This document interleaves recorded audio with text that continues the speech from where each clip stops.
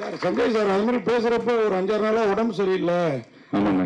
உடம்பா மனசா? ஏன்னா உங்க நண்பர் வந்து ஒரு இக்கட்டான ஒரு சூழல்ல இருக்கிறாரு. அவரு பண்றது சரியா தப்பாங்கிற மனநிலையில இருக்கீங்களா இல்ல என்ன? ஏன்னா எல்லாருக்குமே வருத்தமும் இருக்கு, ஒரு மேல அனுபவமும் இருக்கு. நீங்க சொன்னது ரெண்டுமே கரெக்ட். மனசு வருத்தமா இருக்குது, உடம்பு சரியில்லை தான். மனசு வருத்தம் அங்க இறந்தவங்களுக்காக தான். என்ன இருந்தாலும் அது ஒரு மிகப்பெரிய இழப்பு தான்.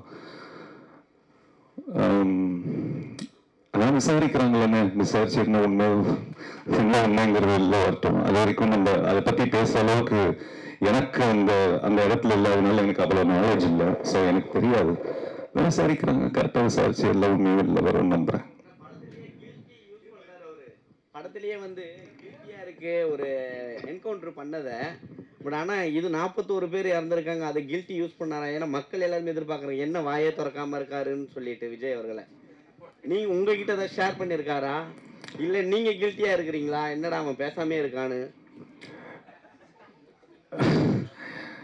இந்த கதையை பத்தி பேசுவோம். நீங்க அதான் சொன்னல, நீங்க கேட்கறதுக்குலாம் வந்து எனக்கு அந்த அளவுக்கு நாலேஜ் இல்லை, நம்ம அங்க இல்லை, அதனால நம்மளுக்கு தெரியாது.